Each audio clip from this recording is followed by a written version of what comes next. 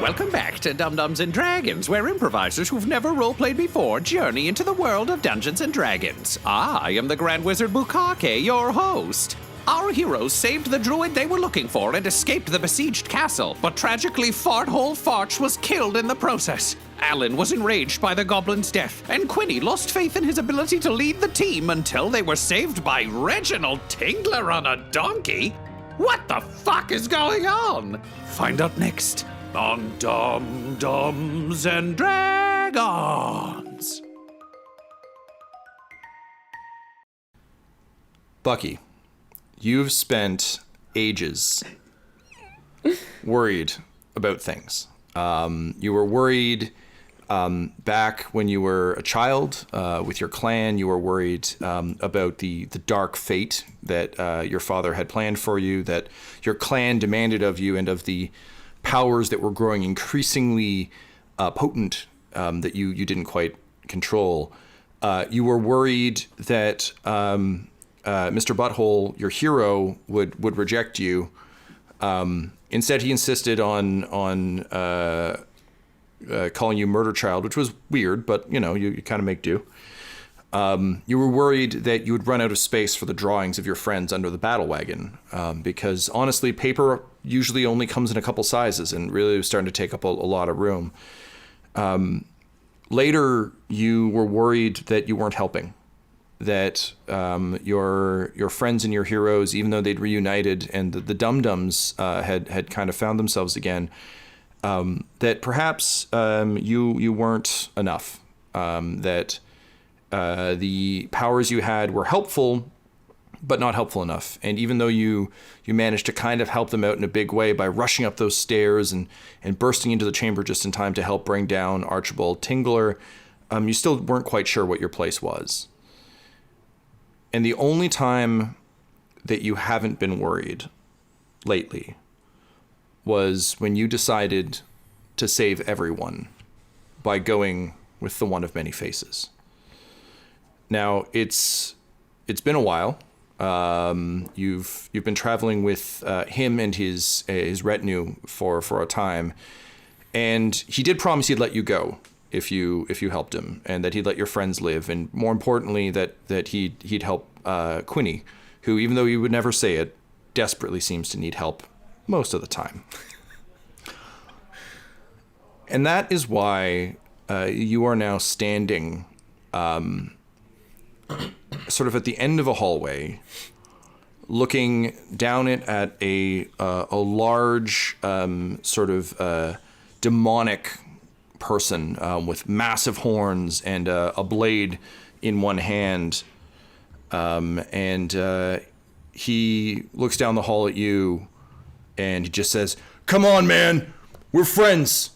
I'm friends with your buddy Butthole. Remember, please, that the Devlingtons stood with you." And as much as it pains you, Bucky, that doesn't mean anything, because if you can't get Manny what he wants, none of this will matter. So, with the whirring sound of Yevgenovich's chain gun behind you and the rest of the forces of the One of Many Faces moving through the palace, killing all they can find, you summon up your courage and you begin to charge the throne room of Moonhammer. What do you say? I don't think Bucky has said much during this siege except for, I'm sorry. And with that, you unleash the full power of your chaos magic and blast Jim Devlington into ash. We pick up back in the woods. Great. You're standing with a man both familiar and unfamiliar to your eyes, and the more you look at him, the more those differences become apparent. And it's not just in the way he looks, it's in the way he stands and the way he talks. It hasn't been long since you escaped the castle, since our dearly departed Farthole was killed. I'll say you've essentially had a short rest, so you can spend some hit die, looking at you, Quinny, to kind of get yourself back in shape. And you've begun moving through the woods as best you can back toward the Dum Dum's caravan, which you know is nearby.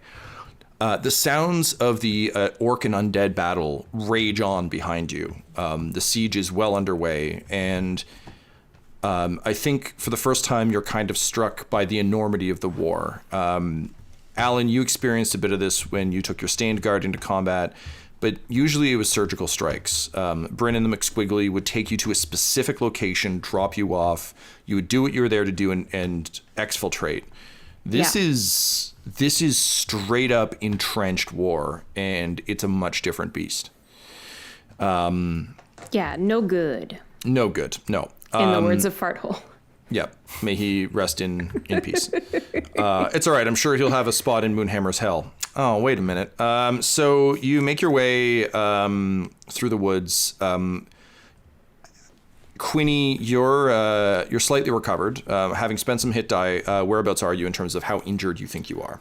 I'm at about half health. I was gonna use more narrative words, but I'm at half that's health. Fine. Cool. So that's all my about, hit dice, and I got half. That's about where I'd expect you to be. So you're limping, and you're pretty rough.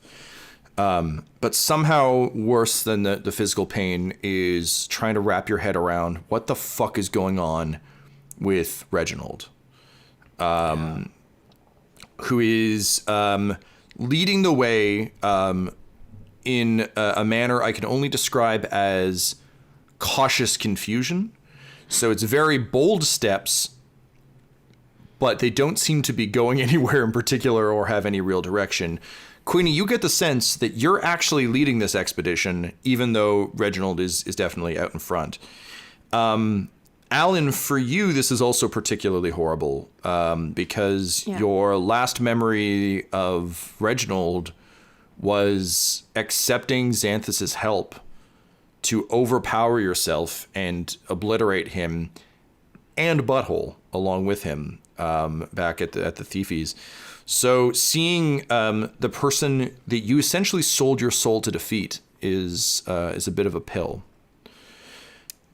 Yeah. And Reginald, these woods are familiar, but only in the way that all woods are kind of familiar. The good news is there's a battle nearby, but you are not in it, and that is very good. Meanwhile, Goblin Jr. and Donkey Jr. are shooting each other like kind of vaguely apprehensive looks as they trot along with you.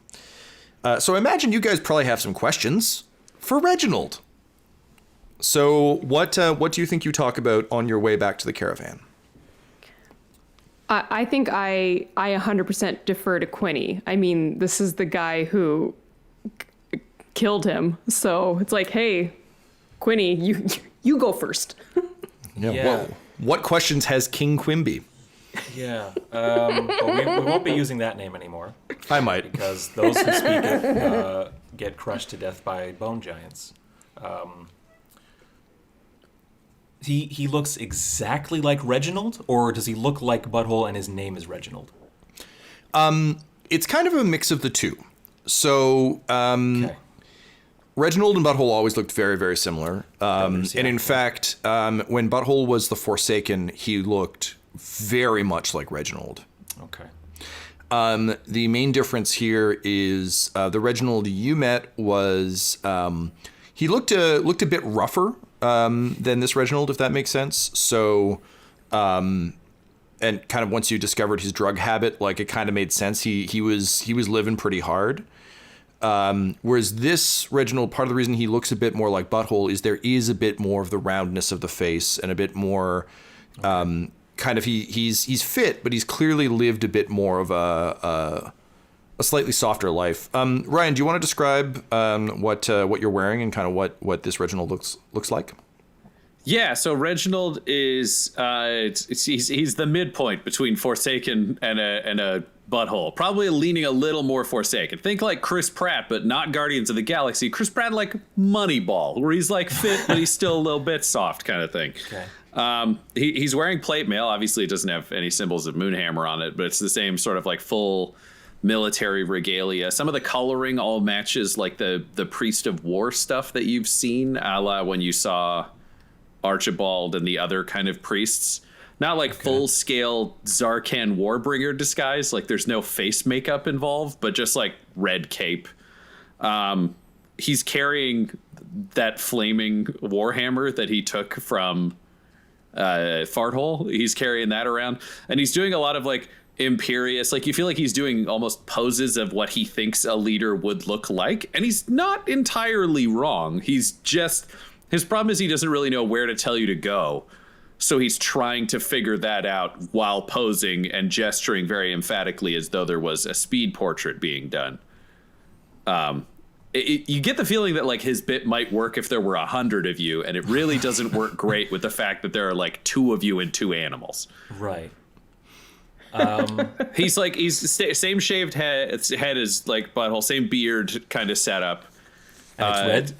Yeah, very red. Yeah. And he's not like fully like fit, but he's like boxer out of shape boxer, like boxer 5 years past the prime when they've been like living some life. Sure. I think from Quinny's perspective, this almost feels like a test, because something Quinny would really want is for the responsibility of leading a kingdom kind of taken off his hands. But at the same time, he has like a responsibility that someone's like dying wish, or at least like their will basically expressed, someone he cares about deeply. So he has to make sure that it's right to do it. And I think he's extremely skeptical of this kind of perfect excuse to hand off leadership waltzing into the group. So he'd be asking Reginald about like where he comes from. Excuse me. Well, and I will ask that right now. Reginald, where do you come from? Well, originally I'm from the lands of Akar, a deadly war-based place that trained me to become the fighter that I am today. And that's why we're journeying through these woods together, my friend, because I'm a hero. There was a battle, and it may have been going not that well for my forces, but I needed to save the wounded. So I headed into the woods to find some wounded and then save them. Congratulations, you're both wounded. Look at you. You look like you're about half of your full capability right now. You are right about that. I think it's weird that you chose to. I'm thankful that you came to save us. We were yes, that's the feeling I was going for. There. But I'm confused. We're not with either of those 2 factions that are fighting back there. Why did you save us? Wait, you're not with the Black Spider's Horde? No. And you're not, are you with the Alliance? The Alliance? Yes, the Alliance against the Black Spider's Horde. There are only 2 sides. Well, we're definitely not for the Black Spider's Horde. We literally killed the Black Spider. Yeah. Or a guy named the Black Spider. What? Okay. That doesn't make much sense. You didn't kill the Black Spider. I'll guarantee you that. You try to get through that Spellforge stuff? I don't think so. There's a whole army there that all got magical weapons. We were there first when there wasn't an army, and we literally killed a wizard who called himself the Black Spider. Yeah, that was a while ago. And sorry, just to jump in here, you'll have to forgive me. You are actually with the caravan. You just gone scouting. You're coming back. So Juniper is Juniper's with you. here too. Yeah. Yeah. Just so that she can join in as well if she so desires. Yep. Yeah, it's good to see everyone Juniper else. is Hello. Yeah. I'm here bringing prisoners. They're not with the Horde, but they are now. I'm gonna have to just call this whole thing together. Everybody, take a knee where you are, and I'll get to you in a minute. Sorry, you were saying? We're just saying that we don't understand the Horde of the Black Spider. We don't understand the Alliance. We've kind of been out of the political loop for a little while. We've been underwater for a while. Again, I'm pretty sure we killed the Black Spider, like 2 years ago? All Does right. that sound about right? Clearly, you both Sounds are about right. wounded, and you received head injuries, and that's why they left you in the woods. So let me walk you through how history's gone down. So, back in the day, the Black Spider found the Spellforge and took it over. There was nobody to stop the Black Spider. That'd be crazy. So dangerous. So then the Black Spider created a horde and teamed up with the orcs of Cragmaw Castle. And then remember when they attacked everyone? And then they took over Neverwinter and then most of Faerun? The orcs of Cragmaw Castle led by... I mean, the Black Spider after he was done with Pim Pim. Okay. Okay, that's... And that's why there's the Horde, which is everybody who was with the Black Spider. But then he sort of... I'm not criticizing the leadership. I want to be very clear. Team Horde. Go Horde. And then he, like, jumps and does a fist in the air. Like, clears the ground and lands again. He's like, so... we sort of pissed off a lot of people after all the invasions. So now everyone else ever has teamed up and is fighting the Horde. And that's why we're in this wonderful, wonderful state of perpetual war. Right. And I guess, what, the nation of Aka is in on some of that? The nation of Aka is proud to have yielded our authority to the overwhelming war master, the Black Spider. So that's why we join the Horde in a preeminent position. Preeminent. Maintain my rank, still a general. Yeah. And now we're proud to be part of the Horde that will always win. Go Horde! And he jumps and throws his fist in the air again. And the royal family probably made that decision? What do you mean royal family? We're a theocracy. It's just priests. Just priests, right. No Archbishop Tingler or anything like that? Of course there's an Archbishop Tingler. I love Daddy. Right. I mean, he's a dick, but I love him. Your dad, great. Yep. And your brother Bobbert, is he in the picture? Made up idea and a stupid name. I like you. You're gonna be my jester. And your dad is alive? Oh, of course he is. Somebody's got to be running a car and going around and kicking ass where I'm not. Okay. just As Juniper, I'm just like kind of pulling out my scroll, being like, "Hey, Black Spider, old guy Tingler, anything?" Oh, are you making notes? Nothing from either of those. You just still have that image that appeared of Reginald. Okay. Let me see what you're writing over there. And I just grab the scroll and I look at it and I'm like, you are brain damaged. And I give it back and I'm like, scroll's blank. Not even writing. Juniper is miffed but doesn't say anything. She's still sussing out the situation. Donkey Yeah. Jr. is like, he snarf, and then like bumps into Reginald. And I guess just to kind of fill in more blanks, because I got to tell you, those of us in the caravan, we've got kind of a different narrative going. Who's your mom? What's up with your mom? I don't know. Women don't don't know. matter in a car. It's really weird where I'm from, but they're around and they do other roles, but they're not part of the priesthood. It's one of those like very specific theocracies that's honestly sort of depressing once you get out of it. I'm not a fan of a lot of organized religion. Sure, And sure. Juniper says, "And is that your opinion as well?" Well, no, I just said I think it's kind of stupid. I mean, I can't really Okay, argue with good. Daddy though, so stuff kind of happens. You know All how right, just a wanted lot to of make life, sure. Yeah, there's just like people at the top of the hill kind of just crapping and it rolls down the hill onto you. Well, like I'm sort of halfway up the hill, which means I don't get to really run the show yet. And then at the bottom is you. So luckily I get to absorb some of the crap from above, but then give more below. That's the joy of generalship. Yeah, look, we appreciate that you saved us and all, but we've kind of got a different quest situation going on right now. I got to talk to this druid about constructing a body. Well, I mean, getting more fighters to help the Horde is good, and I'm not really sure where the other armies are. We'll have to So wait, find... we're helping the Horde? Well, yes, absolutely. I'm a general of the Black Spider's Horde. All of you You're are an- now either conscripts or prisoners. You can choose. So who's in the Alliance? I'm sorry, I thought Aka was in the Alliance. Alyn is just like, no. Was a slave for 9 months, not happening again. Well, then, congratulations. Welcome to the Black Spider's Horde. All right, so you're a soldier. Anybody else? Soldier or prisoner? You can make your choices. Nope, not a soldier either. Not anything. Well, you are wearing robes. Doing my own thing. Battle Wizard? Where Sure. is Annan? She must have a copy of the Forsaken's biography. Yeah, so Annan kind of comes up and she's like, yes, your highness. How can... What the... Oh, yeah, I still can't get used to this. This is very no, troubling. Trust me, it's worse when he talks. Do you have a copy of Butthole's book? If I'm not mistaken, I'm the Forsaken? Yes. I'm afraid I don't. When I left the biz, as it were, to go serve the Plantiers for a bit, I divested myself of all my Forsaken merch. Your birch was forsaken? Truly, yes. Yep. Okay. All right. We'll pick it up at some kind of tourist shop or something like that if we swing by one. How can it not be in the bag of holding? Just hang on a second, actually. That's a good question. I think, and she goes back to the caravan. And she rummages. She pulls out a clipboard that is clearly delineated every single fucking thing that's in the caravan.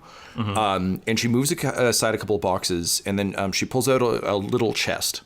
And it's very plain, and it just has a small note painted on it that says, "Bucky's things, please don't touch." And then in brackets, unless you really need something, in which case help yourself. So she opens the chest and rummages around, and then she pulls out a copy of the book. And the spine is broken, and it's clearly been incredibly well read. And she brings it over, and she's like, here's Bucky's signed copy. And inside the cover it says, "To Cash, stay angry, the Forsaken." Quinny will take it, and it feels like it weighs a ton. Like it's because it's Bucky's book. It's just like, oh my god. And I will hand it to. Oh man, just the new name is gonna throw me for so long. Reginald. Unlike Farthole, which was just like a nice, comfortable bath to have. I mean, yeah. That felt right. Reginald was is much great. more difficult. Yep. I hand it to Reginald, and I say, you should read that. It's sort of a retelling of the life and times of one Butthole Fartch, a.k.a. Bobbert Tingler, a.k.a. your brother.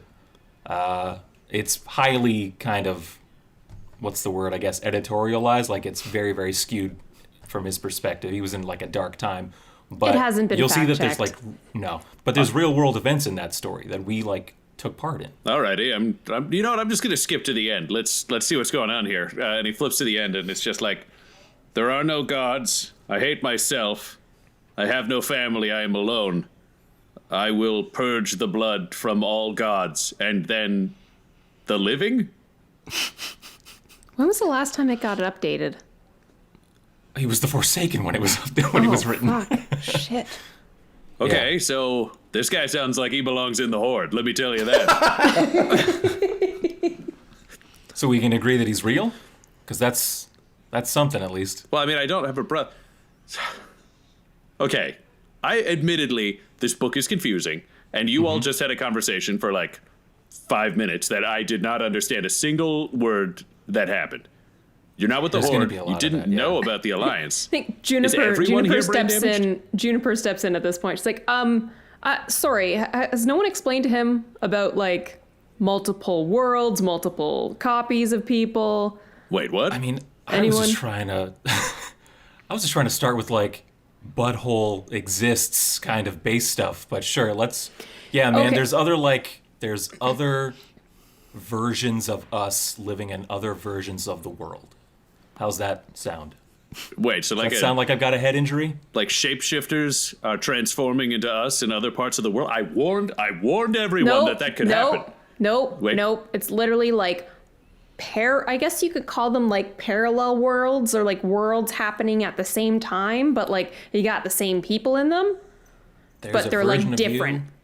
Oh, yeah, different version of you And that all of dimensions. those. Yeah. Sometimes the kind- battle mages use a spell called Dimension Door, so I'm aware of the fact that there are But doors it's between dimensions. different than dimensions. It's multiple copies all happening at the same time.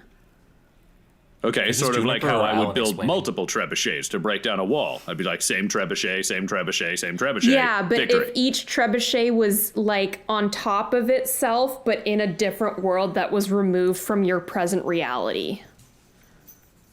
and they're all colliding together. Oh yeah, that's the thing that's happening. It's called the Great Collide, and all the realities are colliding together, which is why there's like this weird thing of like multiple copies of different people, and like we kill the black spider, but this other black spider that's probably from like another dimension, I'm guessing the dimension that you're from. Where are we right now? You are... Are we in our home world? Yes, you're in Dumfay Room. At least to the best of your knowledge. It's kind of like a question to everyone. It's just like, do we know where we are? This is the first guy that I've spoken to who's telling me a different kind of story. I mean, I was expecting there to be a warring faction when we came to pick up the druid here. We knew that there was a war going on. Well, I mean, even though it was the Black Spider's horde. I was running through the woods to find the wounded, like a hero, and then I was running, not away from the battle, but just in an ancillary, unrelated direction. And then it was just a lot of trees, and then there was like this weird blue flash, and then just a couple of trees, and then you guys. Okay. Tell me about the blue flash. It was a blue flash while I was running through the woods, and then I ran into you guys. That's pretty much the whole story. Full report. Running, flash, here. Did it light up the whole forest? Did you feel any sensations physically? It was akin to almost as though a flashbulb went off, but immediately cleared. So if you think about it like that, you had after image, but the trees around you remained the same, the ground remained the same. Nothing else changed. Yeah, I think your world reality collided with ours. Now you're here in our world, but like part of your world is here now. Okay, so that's my best guess, anyways. This is Juniper I'm talking to, right? I just want to be clear. Definitely Juniper. Okay, great. So what you're saying is I went from my world where there's a perpetual war, and I came here to a world where there is a perpetual war, from what I'm hearing. Not perpetual. It only really kicked off in earnest about a year ago or so, and I'm quite confident there's going to be an end to it. We just need to kind of put our minds to it. Wait, so right here we could just avoid the war. We could just leave. Yeah, kind of. I mean, well, shit. No, not anymore. I'm the king of Aka here now, so I. What? Yeah. Wait, are you my brother? No. Do I look like Alyn your just brother? laughs. This fucking idiot. A version of you actually exploded me with his sword. Yeah, of course. I'm amazing. He did die right after. Actually, she killed him, and I point to Alyn. Hi there. Well, I told Daddy not teaming up with women was going to cost us the war, and now we're a fun part of the Horde, so go Horde! And he jumps and punches the air. Yeah, you don't have to do that here. We're not with the Horde. Okay, but there is a Horde, the Black Spider's Horde? As far as I'm aware, the Black Spider is dead because we killed him. But now apparently the Black Spider from your reality is now in our world. So technically, yes, there is. Wait, what? How do you know he's here? Was he with me? He wasn't with me when I started. Have you met him? I don't know. The Horde was there, wasn't it? No, there was an army of Dumfay Aka was engaging the orcs of the keep. Yeah, I ran out and saw skeletons and orcs. It's not my guys. Yeah, this is the army of the Unseen Hand. You'll also note that Reginald has never mentioned the Unseen Hand, and it seems not to exist there. That's true. They're big players here. You know, for someone who's like traveled between worlds, I really have a poor idea of where I am and where things are happening. Juniper must be so jealous because now there's two people who traveled between worlds, and she's only been hinted at having done that. But if she did, she didn't know it, and bummer.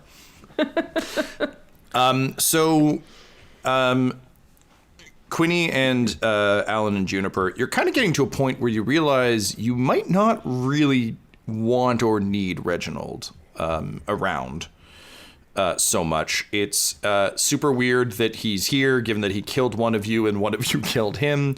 He seems to be from another world, which is of interest, but also doesn't seem to have any additional insight. And I think you're starting to share glances as he continues to expound upon the nature of the Horde. He talks about, the commander of his regiment and as he's panicking about the black spider maybe being here and wondering if his commander is here too. And I think there's almost an unspoken kind of quiet agreement between you that maybe this might not be the right deal. I will say you're having this conversation now a bit of a ways away from the caravan. There was some real discomfort amongst people about what's going on, and I think Alyn kind of scooched them away because she assumed you guys would get it sorted out rather than just kind of forcing everyone to listen to all of this. Also, this is, even though this is a new character, this is pretty par for the course for like the Dum-Dums having a debate about what to do next.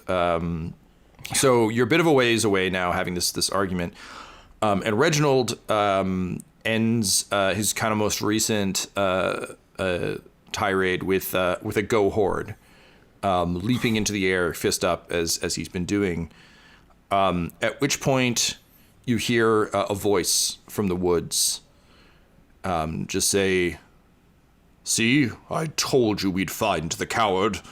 And then there is a burst of light as a sword bursts into flames. And you just hear someone yell, "Go Alliance!" And come tearing through the trees. Go ahead and roll initiative, please. Oh, this session's going to be talky. Don't worry about it.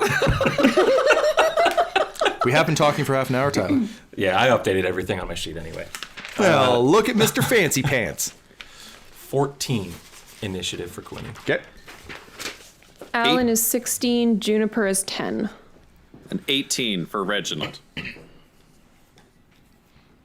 It is weird hearing that name. It's weirder saying it. I gotta tell Very you. uncomfortable, to be honest. What am I? Are we friends? Am I gonna call him fucking Reggie? Like it is. Oh, Reggie. It's weird. Good old Constable Reggie Reggie. Tingler. Reggie Ting Ting. Okay. So, top of the round, Reginald, to your horror, you see a man charging through the trees, flanked by warriors, wearing sort of very worn silver armor, bearing the sign of Neverwinter emblazoned on his chest, and wearing Alliance kind of colors, but very much in like I wrapped a sash across my gear to kind of look like I fit in. And the last time you saw this guy, he was tearing your regiment apart, screaming about vengeance for Lord Neverember. And so part of the reason you left so fast was to get away from this raging paladin and his crew of kind of suicidal warriors. But it would seem they have found you even here. So with the disgraced paladin von Strauss charging through the woods toward you, what do you do? Do either of his friends have ranged weapons, or are they all They're all melee? sword and board. Great. Then I would like to yell, "Go Horde!" and reach into my bag, and I want to crack a gem in my hands and snort it. And then when I jump and raise my fist, I actually, because originally I may have appeared like a fighter, as though Tom gave me a character sheet that was a fighter and then changed our minds later. Now he jumps like a blood hunter, absorbing mutagen craft, which gives me a flight speed of 20. So I would like to jump 20 feet straight up and just say, "For the black spider," and shoot a heavy crossbow at Paladin von Strauss. While I'm All in the right, go sky. for it. In the distance, you just hear Annan go, "Oh shit, this one flies?" That is and this one flies. 10 to hit. That will not hit. The bolt hits a tree, and the paladin just shoulders past it as he rushes forward. The rest of you, attack! All right, next up, Alyn. A dark mirror of Paladin von Strauss is charging through the woods. This guy looks a little closer to when you met him as the Forsaken recently. It's a man who clearly has nothing left to lose. What do you do? He is flanked by 4 warriors. As Alyn, I was just like, whoa, whoa, whoa, whoa, whoa, whoa, whoa, whoa, whoa. Hang on. Von Strauss, we're buds. right? Go ahead and You roll know me me. persuasion, I guess. I don't know. Actually, I kind of want it to be deception because he doesn't, but I think you're trying to persuade him. So go ahead with that. Yeah. Can you see? Can you Oh see? yeah, Can you yum see yum that yum. Nat one. Sure See can. the one. Oh man. You hear him yell, "By the gods, he brought a witch! Kill the witch!" And he's going to rush fuck. you specifically. So because you rolled bad, he's up next. I'm going to give him advantage on his strikes. He unleashes martial fury upon you. So let's see how this goes. What's your AC right now, Alyn? 12. Well, You think I would have invested some, like, spell learning into, like, shields and mage armor, but no, fuck that, apparently. We all went Past up a Lauren's level an and you idiot. didn't learn any defensive spells. I mean, I and love it's a bummer Yeah. that you forgot to cast the thing that's tattooed on your hand today. I can't. Oh shit. Okay, that's a bummer. So Yeah. okay, he hits with 2 of the 3. I rolled very badly, but your armor is very low. So that is going to be. Yeah.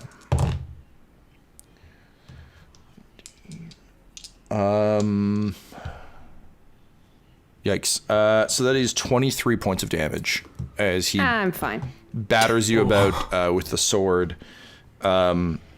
Because of his tremendous rage, he is swinging the blade repeatedly, but it leaves him open to attack. So he is, much like a barbarian raging, left himself open with advantage to the next strike against him. Okay, wonderful. That brings us to Quinny. Oh boy. Let's talk numbers. How many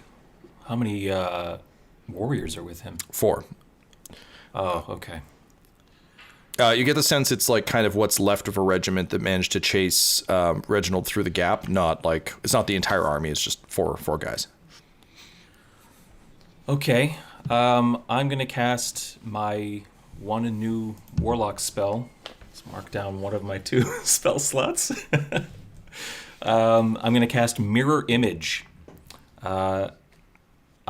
3 duplicates spring out from where I'm standing, and they mirror my movements exactly. And basically, there's a lot of kind of game mechanic stuff about how it is significantly harder to hit me. Okay. And so we move in unison as a group of 4. They can basically, because they're illusory, they can like move through like things and stuff like that unimpeded. They just copy and go where I go. And I'm going to run up to Von Strauss. Casting the spell is my action, so I'm not going to attack him. What I'd like to do is run up to him. If he's wailing on Alyn, actually, I want to run up between him and Alyn, just because I'm small, and just throw my hands up and say, "We're not with the Horde. You're in another world, and in this world, Neverember's son lives." Okay. All right. Go ahead and roll me a persuasion check, please. Persuasion. 18. Okay. So Von Strauss looks down at you with kind of disgust and a degree of almost pity, and he says, "Ah, poor halfling, your mind has been clouded by the foul Horde. Lord Neverember has no son. He has only a daughter." And then he swings his Doesn't blade. have like a secret son or nothing? No? Ah, jeez. The sword comes down on Quinny. The sword flashes through one of your illusory buds, but you're good. Bringing us to Juniper. And I think Juniper just kind of runs into the fray, like with her sword held aloft, just being like, everyone calm down, stop fighting. And she's going to hit Von Strauss twice. Just Cool. like, and it's not like she's not trying to kill. She's just being like, shut the fuck up. Like, you're outnumbered. Even though you got whatever guys with you, trust me, you're outnumbered. You're outnumbered if you know how dangerous we are. Yeah, You exactly. don't, but I know you're outnumbered. Both Goblin Jr. and Donkey Jr. snarf and snarf haw at the same time as like a yeah, and then they look to Yeah. each other and there's like begrudging respect. It's just, don't you idiots get it? We're pulling our punches to save you. Oh, Stop. God. I rolled horribly. That was 10. Oh, no. Sorry. That's way more. Fuck. That's 6. Oh, I didn't roll that bad. 16 to attack on the first one. Taking and a 12. long way around to a number. Quite a journey. I forgot how many bonuses I get. Yeah, we haven't had these characters in play No, for a it's while. been a while. It was literally like last time we recorded was like pre-lockdown. Yeah. And Juniper wasn't in it. So yeah, it's fair. It's been a while. So sorry. 16 to hit on the first one, 12 to hit on the second one. Neither will hit. Oh, trust me, you're outnumbered as I like try to back away. Cool. That brings us to the minions. So the warriors rush in, and one of them yells, "I'm seeing double! 8 halflings!" And they're gonna. Oh man, this is. I don't think we've ever had such a melee heavy combat where literally all the characters are in melee except for the flying man. So we're gonna say 2 on 2 on Junie and 2 on the Quinnies. Quinny, what's the disadvantage for me on trying to swing at the multi So Quinnies? I need to roll a d20. Right now I have 3 clones up. It's a very like Naruto spell. I get 3 shadow clones. So I need to roll a d20. Okay, I rolled a 2, so it doesn't hit any of them. This attack actually lands on okay. me. Interesting. Yeah, so the armor class is 16. 16. Okay.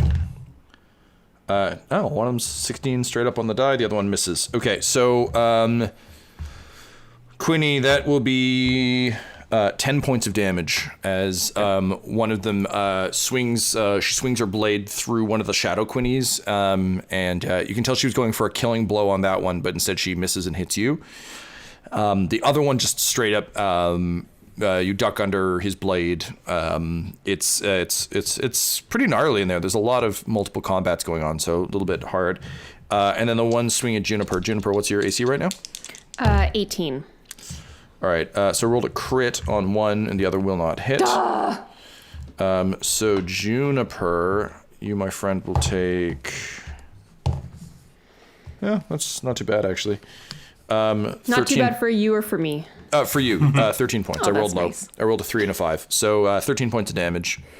For those of you keeping score at home, I'm just going to throw out there, I used Uncanny Dodge on the one that attacked me, so I had 5 damage instead of 10. Cool. So everyone erase your chalkboards and reset them to a more accurate Yeah. number. But yes, thank you. That's good to know. Should come as no surprise, and yet surprised I am. Top of the round. Reginald. Keep in mind, because Donkey Jr. is with you, you do have your recharging Donkey Jr. ability to give you advantage on an attack as Donkey Jr. distracts them with his What? donkey's purpose. Excellent. Oh, good So, lord. The first thing Reginald will do is see his newfound wounded companions getting sort of stomped, and then be tempted to fly away, but then remember, like, oh no, that's a king. I hate doing this. Go Horde. And then he'll cut his hand, and blood will come out, and some of it'll drop on Von Strauss, and he's sort of like icked out by himself doing it. And then he would like to cast a blood curse on Paladin Von Strauss. Then he casts the blood curse of bloated agony. So, and he's also amplified it, which means he takes, he loses, because every time you amplify with blood, you have to roll a die and then take away from your own health to make your magic stronger. So he takes 6 points of damage for casting this. And now Paladin Von Strauss bloats painfully. He swells. So for the duration of this curse, which because it's charged is a minute, at the end, so he has disadvantage on strength and dex checks. Andy suffers 1d8 necrotic damage if it makes more than one melee or ranged attack per turn. He can make a con save at the end of each of his turns to try to reject the curse. And then realizing flying is not actually going to help them terribly much, I would like to swoop down with the flaming goblin hammer in both hands and just try to crush one of the guys at the back. Fair enough. So as the blood hits Von Strauss, you see him begin to kind of shudder, and you hear kind of a horrible metallic wrenching noise as the form-fitting armor begins to bend and twist as he just goes like full Baron Harkonnen under it. It's just his body swells up, and you can hear him like grunt through the pain, but he's clearly like this is like Geralt Witcher armor that's like unnervingly close to the body. So with the bloat, he's feeling it. Great, go ahead. Sexily close to the body of my brother. Yeah, he paints Warhammer models. All right, Ryan, go ahead and roll your flying strike. What do you think Reginald refers to this hammer as? I feel like you don't have to have this answer for me yet, but I think you would probably rechristen it something. Yeah. So I think on the way down, he just yelled, "Go, Daddy!" And he'll just name the hammer Daddy. He'll probably make up something epic for someone else later, but to him, Daddy. Yep. He's the greatest threat and the only thing protecting him. Yep, this tracks. Bring me into it, take me out of this world. Do we have a deal with GoDaddy that I'm not aware of? Are we hosted by them or some shit? I mean, yes, but... and then I pull up my Shield MeUndies and I turn on my one... For the loot box. Good thing I have this one free audiobook I can listen to if I sign up for a trial today at audible.com/dumdumdice. So I'm loving my scale from stamps.com. That's all I will say. Because I'm flying down and attacking someone who's engaged in combat, Tom, do I get advantage? I will give you advantage on this, Sick. Yes. That was not the best roll. I rolled a 4 and a 5, which means I have a 13 to hit. No. That's a good modifier. No, sadly. You were close because the warriors aren't as heavily armored, but not that badly armored. Cool. So screaming for Daddy's assistance, you slam down. The warrior just sidesteps and you just plow into the ground. It's like a an Iron Man punch to the ground, but like if it was bad. Cool. That brings us to Alyn. Von Strauss is bloating in front of you with murderous intent in his eyes. And that's it. Is there anyone else in front of me? I think like the other everyone warriors else is kind of cleared away on our side, right? You and Von Strauss are like side by side, or like he's directly in front of you. And then Quinny ran in between the two of you. So 2 warriors have flanked it. It's basically you're all just a little ball of combat Still right now. Melee, yeah. It's like a rugby scrum, but of death. Okay. Fucking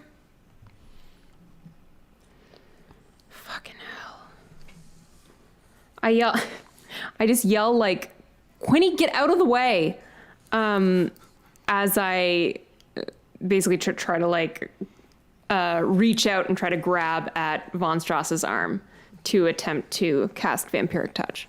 Okay. I think you can safely reach over Quinny. We've established that Alyn's like tall-ish, so yeah. So you can just reach over. Oh, that's nice. Yeah, it's a specific ability of mine that can be in other people's spaces. Oh, sweet.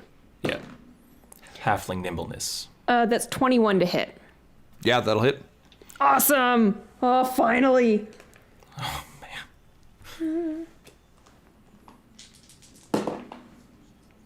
Decent. That's 12 necrotic damage, and I am holding on for dear Von Strauss's life. Okay. That makes sense. Yep. So your eyes go black as they are like to do when you use your vampiric touch, and you manage to find like there's a hole in his armor on his arm where you can see flesh. So you kind of grab hold of the metal of his arm, and then you just sink a thumb into this like hole in the chainmail, and you begin to drain his essence. And you suddenly feel very ill as your body begins to bloat, and Alyn, you begin to expand at a rapid pace as the blood curse makes its way into you. Oh, shit. All right, that brings us to Von Strauss.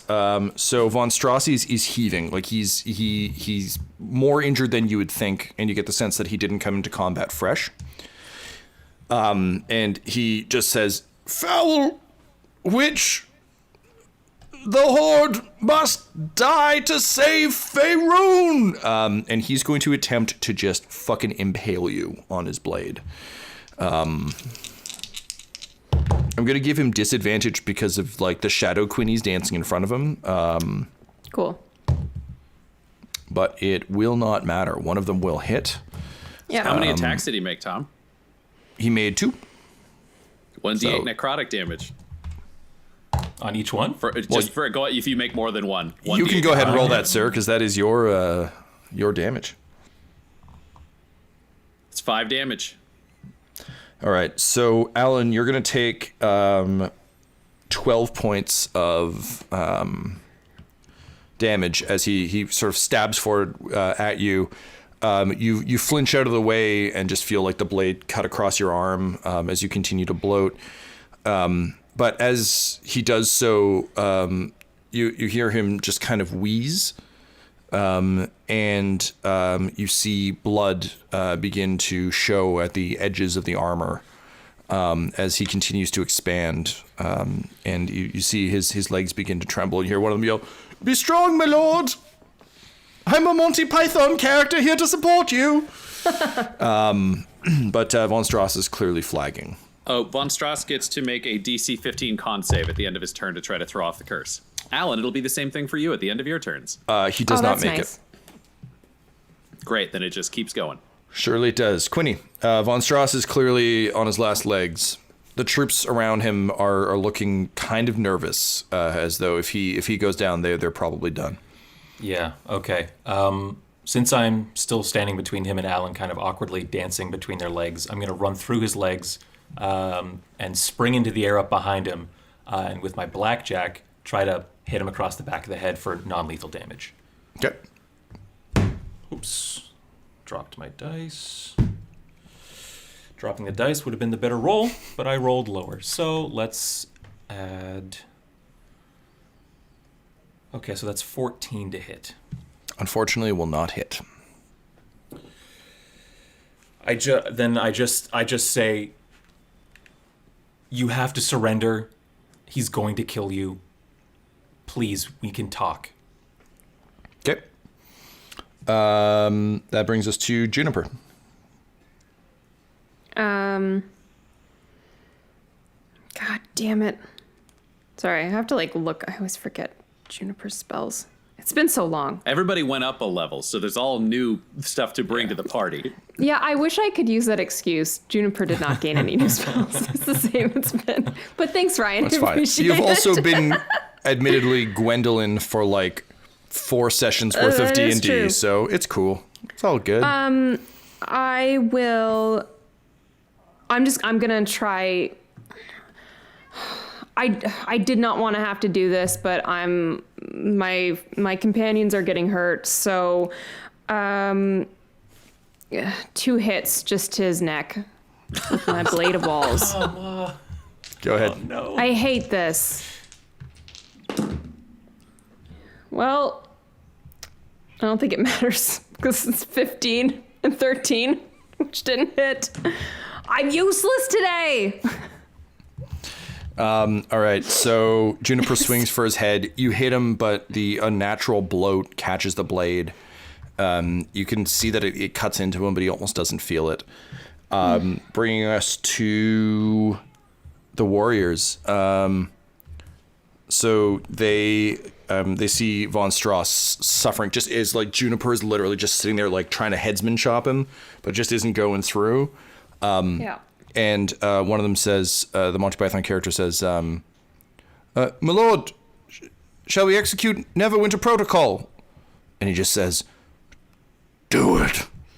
And each of them reaches into their armor and pull out just a small gem on a chain.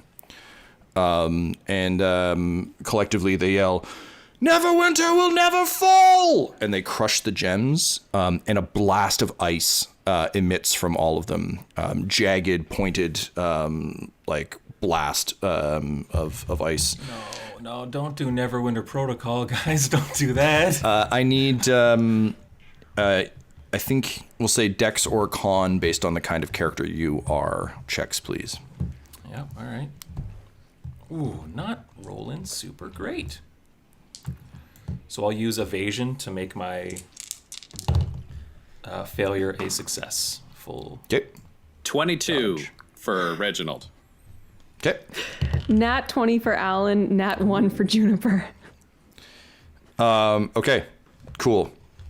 So as the ice sort of blasts inward towards you, you see the warriors ripped apart by the explosions, and it's almost like if you've seen any of those videos of people throwing boiling water in the air when it's cold. Often it falls down on them in real life, which is very tragic. But think like that kind of effect, but if it was like a water balloon, like a massive water balloon. So it's literally just a huge blast of spikes. If you succeed, you take 13 points of damage. If you fail, you take 26. Now, Alyn, you rolled a nat 20. Yep. On a con save. Yeah, and Juniper rolled a 1. Yeah. So I think what we'll say is Juniper pulls Alyn down and just like fully does the Mr. President thing.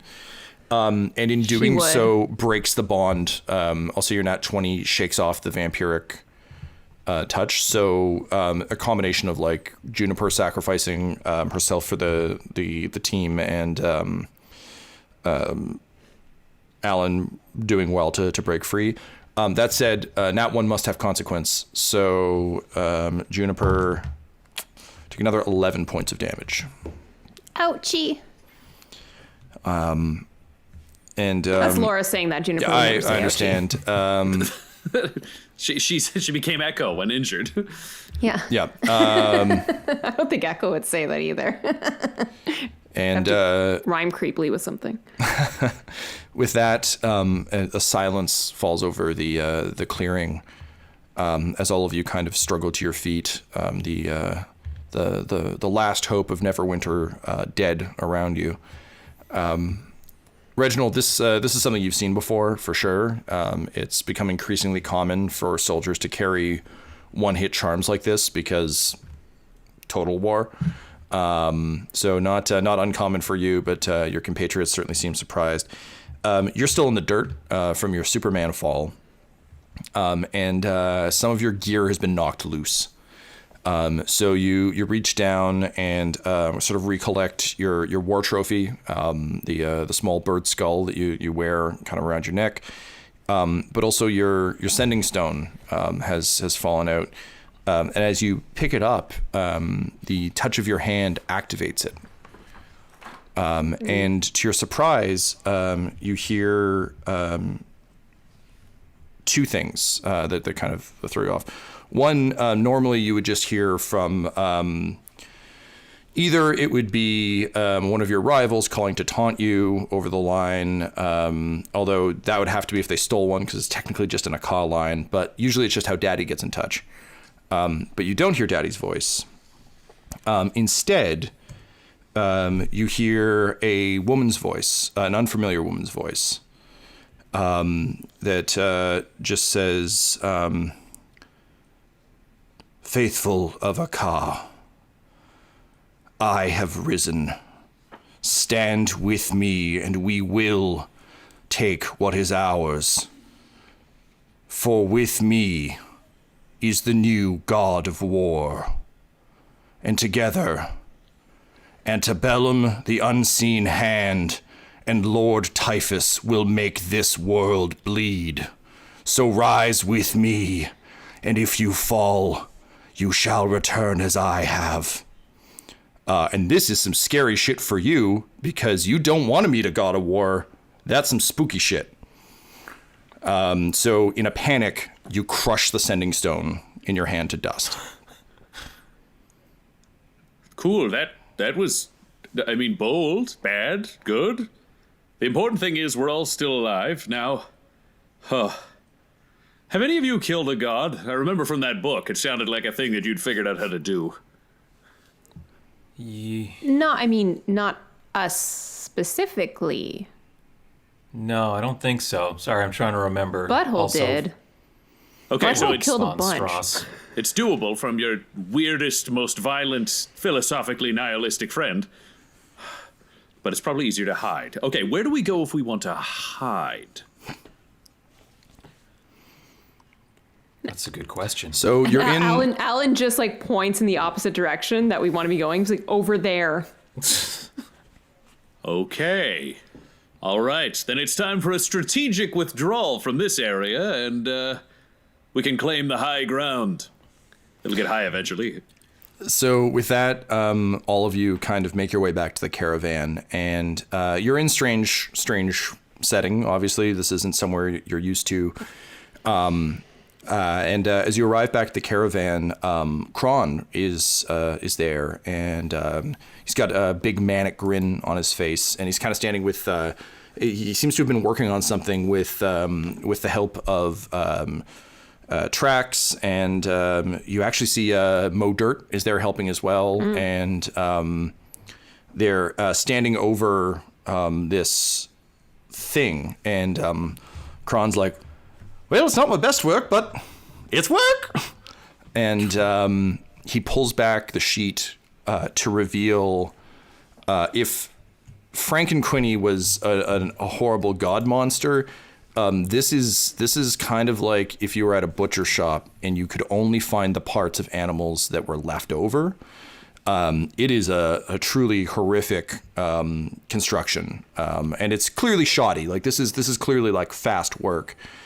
But you can see that Mo has taken the time to kind of dress it in one of his lounge robes, and he's just like, well, I just thought that if Butthole wakes up, he's gonna want something nice to wear. It's not my best one, but it'll do in a pinch.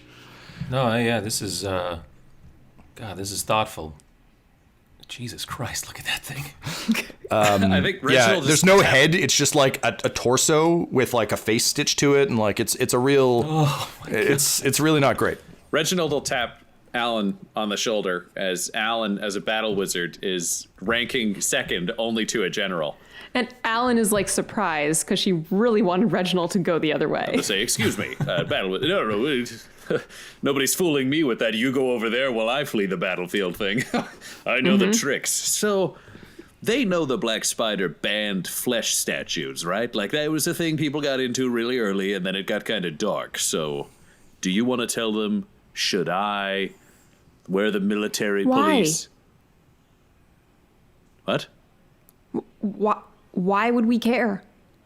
Well, because people start making them a lot, and then they're like, I don't have enough bodies for these flesh statues. Then they start praying to them, which is weird. We're not making flesh statues. We're making a body to, like, put another person into. See, that's what they thought was happening with the flesh statues. Then they brought them to life. And sure, they took the castle, but then they ate our army. It was a terrible trade. Not building a statue. Reginald, I'm going to show you something, okay? Attention, everyone. Sorry, some bad news here, but the Black Spider says no flesh statues allowed. So if you could all just react to that honestly right now for our new friend Reginald here, I would really appreciate that. Goblin Jr.'s like, snarf. And I like give him my medallion of thought and send him over to Reginald. Be like, you tell him, man. Hey, not Butthole. I mean, okay. Yeah, hi, Goblin Jr. We haven't been formally introduced. Listen, Black Spider, dead. We killed him. He's real dead. Oh, yeah. So, his rules don't really apply here. And you can see like Donkey Jr. is like very protectively standing near you, but he's also a miniature donkey, so he's not really big enough to be imposing. And he's like, so I guess what I'm saying is you can take those rules and shove them. Snarf, snarf, motherfucker. And then he just goes back over to Quinny. Couldn't have said it better myself. Wolf's kind of an asshole. Also couldn't have said it better myself. Donkey Jr.'s like, hey, snarf. Yeah, you're doing That great. I could do without. I'll pat the donkey on the head. He likes So- it a lot. He feels real good. That really made his day. Perfect. So does your I just caravan need a general? I saved your life back during that battle. And, you know, we appreciate that. And it sounds like you're a man out of his own world. So I guess that's kind of the trade-off that I was thinking of, is we would look out for you in that way. Reginald, the sort of broken stone is still, you've been getting like, just almost like, if you think about like a staticky radio, you've been getting just like subtle burst transmissions, and you've been trying to ignore them because they're spooky. But through the sort of leather of the pouch, you drop the stone. Because I feel like you're the kind of guy who like keeps everything, even if it's broken, just in case you can like barter with it later or Yeah, or snort I it. can throw it at someone. Yeah, it's functional. Great. So you're just hearing glimpses, and as Quinny kind of makes this offer, you hear the woman speaking to someone, and she simply says, "So mine will live in the vault with yours."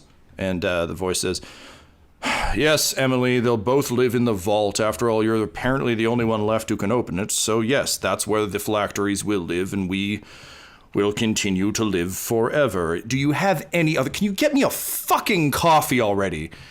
And that sparks something in your memory. It would seem that your Ka tech works the same way here as it did in your world, which means that Daddy's vault would likely open for you, as it is keyed only to the blood of the Tinglers. So whatever important shit they have, you might be able to get access to. All right, you may not need a general. You may think you can keep me safe, but let me say this. If there's not a war, how do you feel about a heist? Oh, Quinny's like, looks down, and his face darkens, obscured by shadow. And just two glints where his eyes are. And he rises with a grin and says, "I'm listening." Also, Alyn, we haven't really touched base with you about this. This is the first you've heard that Grayson Typhus is in fact not in 2099. It would seem he's here.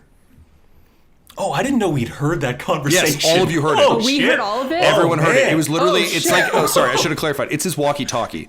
So it was Oh, like, I thought it was like holding it is how we heard no, it. I'm no, sorry. Oh, fuck. fully Well, okay, broadcast. that's Yeah. a bit of a game changer, too. Well, this is a development. Naturally, we have to kill him.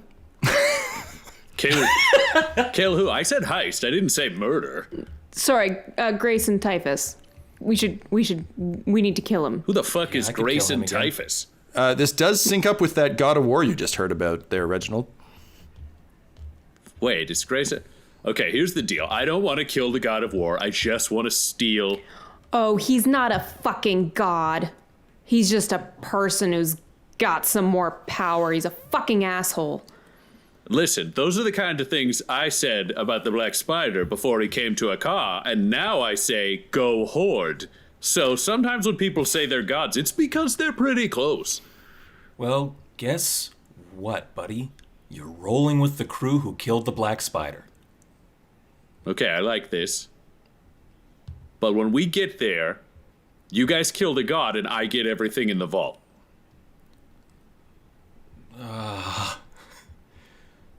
We'll negotiate further. Negotiations are ongoing. Okay, I'll commit to sticking with you guys for a short time, but I'm telling you, we better decide things quick. Otherwise, if there's a big battle that crops up, one of us might just fly away. And three of us might actually try to fight. I don't... How many? Wait a second. 1, 2. Talking about Juniper, Alyn, and myself. Yeah. We're Trax is pulling like, all our punches just now. I'm also really good at fighting. Just I know you guys kind of keep going off and doing your thing, which I respect. I've been on that island for a long time, but also pretty good at murder. So if you need stab, I'm your guy. Don't be fooled by that arm wrestling thing. As I told you, that was all a con. No, I'm interested in seeing you work, Trax. Oh, thanks. We're talking about a heist over here, so your skills may be needed. I'm just shortly. I'm just saying I'm also very good at fighting. A lot of people say, sure, you're just a general for the Horde, raised in a family loyal to the god of war. How good at fighting can you be? Oh, you survived an eternal war for years. How good at fighting can you be? And the answer is really, really good, unless I fly away. So I think I'm just going to put an arbitrary time limit on this. We got to lock down what the deal is in 24 hours. Otherwise, I walk away, and you know what? I hope you have nice time with your god, because I could take over a cave somewhere. I could poop in the woods. Donkey Jr. is great at finding food. Hey, Snarf. Oh, man. Taking over a cave, pooping in the woods? Alyn, this guy's really thought this through. Yeah, I'm really looking forward to someone who'll be like totally beneficial and won't run away and screw us over when we need him. That was sarcastic. 24 hours, Tingler. I'm calling you Tingler because Reginald is just the man who killed me. It's just very weird. You can call me the man 24 who hours, killed you. Tingler. Or my real name, the Bane of Winchester. That's what people call me. General Winchester? Tingler. The Bane of Winchester. Yeah, that's my name. I can't fucking hear more of this guy's backstory because it's Okay. it's I fucking have to killing me. ask. Do you know a dwarf named Mudbutt? I mean, I know of him.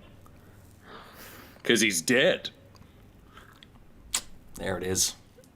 All right. There's the revelation I was dreading. And that's when Mo kind of raises a finger and he says, hey guys, sorry, don't mean to interrupt. But I'd heard talk of trying to get Butthole's soul out of hell. So I asked my patron there to just go ask around. Guys, have you checked in down there lately?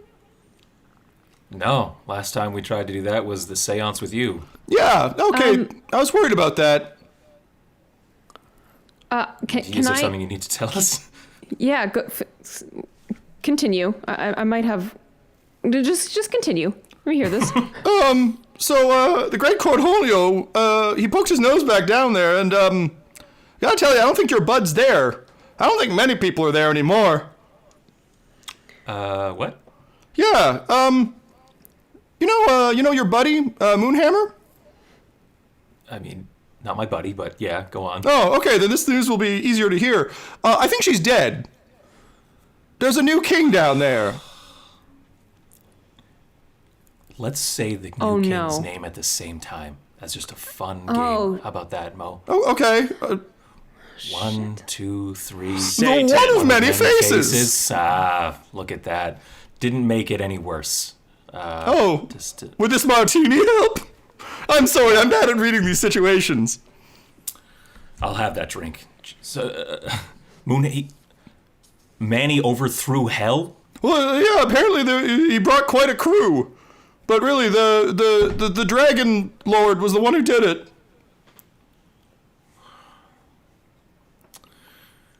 I fucking hate gods and devils, man. Can I would like to.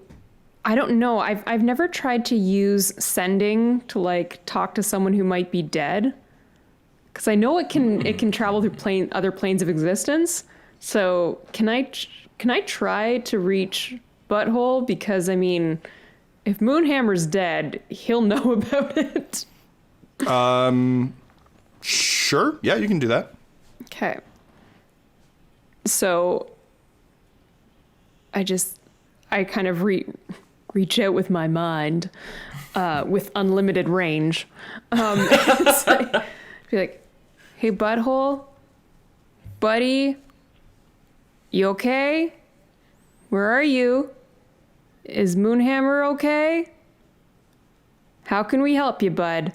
And then he can reply immediately if he hears me. You get nothing back. So Kron looks down at his handiwork and he's like, I've been pulling bits out of the bag all day for this. You still need it, right? We're still gonna to get your little bud out and put him in here, right? Yeah, we're gonna have to put a pin in that. And actually, And he just takes out a pin and puts it in the body and then looks at you expectantly. Funny, very super funny. Levity's great right now. Wait, what? He looks legitimately taken aback. There are some higher quality parts on ice back that way that you might want to use to, I don't know, upgrade your work if you really want to. He reaches into his bag of Kick it up a holding, notch. comes out with a pickaxe, and he's like, "It's my birthday," and goes off and starts ticking away. So, moments later, out of the woods, Dexter comes, and he's kind of been stealthing up ahead and ranging as one does. And he just looks at you, Quinny, and he's like, "God, you look like shit." I feel like shit. Thank you for noticing. Yeah. All right. Well, look, I got some good news. There's a town just up ahead. Looks pretty sleepy. There's like a temple and some other shit. Typical kind of garbage town, but I'm sure they'll have bandages and such. So come on, let's get going. I scouted it out. Doesn't seem to be any danger. Definitely, yes. Holy shit, everyone. Transform and roll out. So you see Kron just kind of like dump the body back into his bag in pieces, and then he's like quickly chipping away, and like Trax is like standing nearby, wanting to be helpful because he's a helpful fellow, but also just really not trucking any of this. Annan realizes this is gonna like hold the party up. So she's just like, oh, God damn it. She swings the baby over her shoulder and goes and just starts cracking limbs off and throwing them in the bag.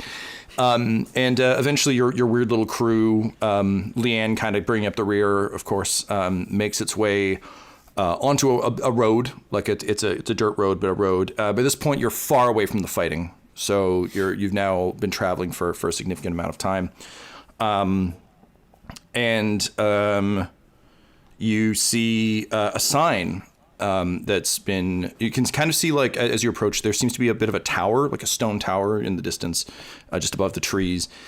And you see a massive sign that's been hand painted that says New Winchester.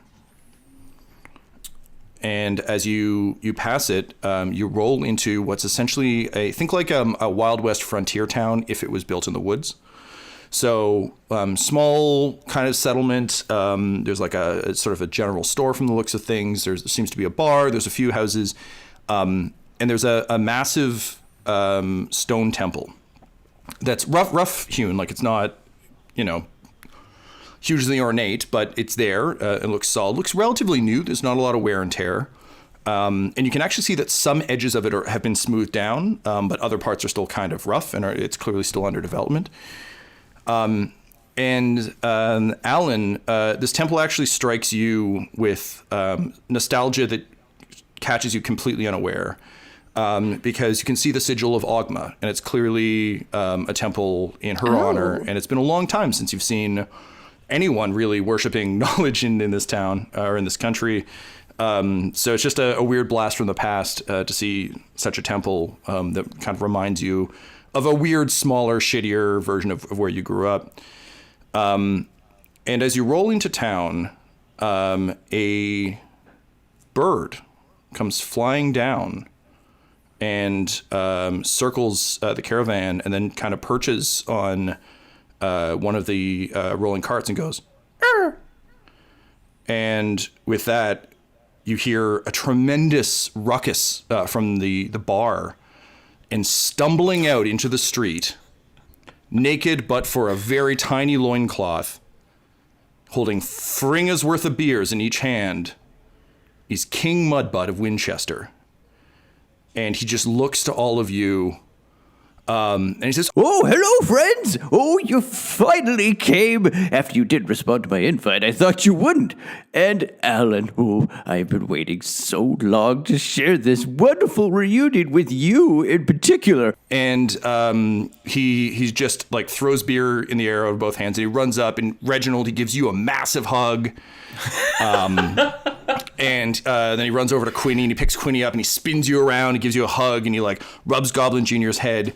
And then he turns to you, Alyn, and he's like, Alyn, what is even better than surprises? Me becoming your dad. I'm marrying your mom. I'm marrying your mom. She's right over there. I'm marrying your mom. and he gestures back to the temple, and stepping out onto the street, Alyn, you see your mom. Oh, fuck no!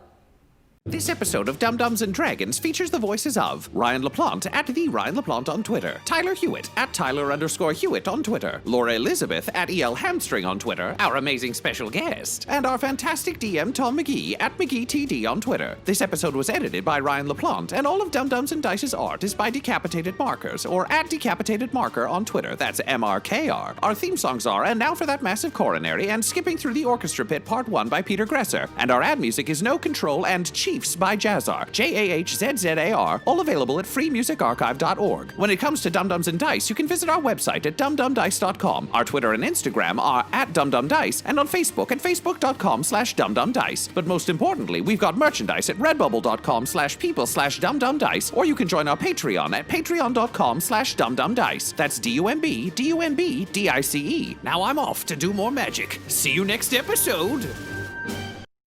Dum Dums and Dice has to give a special thank you to the supreme beings of our Patreon at this time: Christian Menicola, Long Long, the Half-Blind Prophet, James Cuellar, DM Rob, Christopher Little, Joshua White, Olin Anderson, Sue One, Devin Boyce, George Dolby, One True Artistry, and Jill and Noel LaPlante. If you want your name to be added to this list, you can join our Patreon too at patreon.com/dumdumdice. Thanks to them, and a little bit of thanks to you. Epilogue. Grayson Typhus awoke in a vault. He remembered the stack exploding around him, remembered feeling his body disintegrate, remembered dying. But now, as promised when he'd agreed to undergo the transformation, he'd awoken next to his phylactery, safe in the secret vault of Akka, in another world. Stepping out into the warm, comfortable sitting room, he stepped in something wet and realized it was his former Emily's brains, and that simply would not do. He rummaged around the vault and returned a few minutes later with a rare diamond. Its mining had cost several hundred people their lives. Emily had been using it as a paperweight. Crushing the diamond in his fist, he crouched down and whispered the words he'd had imprinted on his mind from one of Nairfrost's most powerful clerics, and one of its last. A follower of some forgotten god called Moonhammer, one of the gods who'd been pulled into the void when that treacherous fool Riker had crossed over. He spoke words of resurrection, and slowly, over a span of days, Emily's head wove itself together as Grayson made his preparations. On the 10th day, Emily awoke, coughing through a parched throat. Grayson could tell she was nervous to see him, but that's always how it goes when your employer comes home. He explained what had happened to him, then what had happened to her. "You died," he said simply as she finished her water, making a face at its taste. "But don't worry, we're not going to have that happen again." Her face showed confusion, then understanding. "What did you do to me?" she rasped as the concoction began to work its deadly magic. "I'm fixing you," he said as she began to convulse, the poison taking hold. "And then you and I are going to remake this primitive world and rule the living, or the dead. Either way," he smiled, "I'll need an Emily." As Emily Antebellum died for the second time, Grayson Typhus smiled. Good help was so hard to find these days. Might as well make this arrangement permanent. And with that, he began to work his dark magic, stolen and imprinted on his mind by those far wiser than he. And thus, a new lich was born. The unseen hand rises again.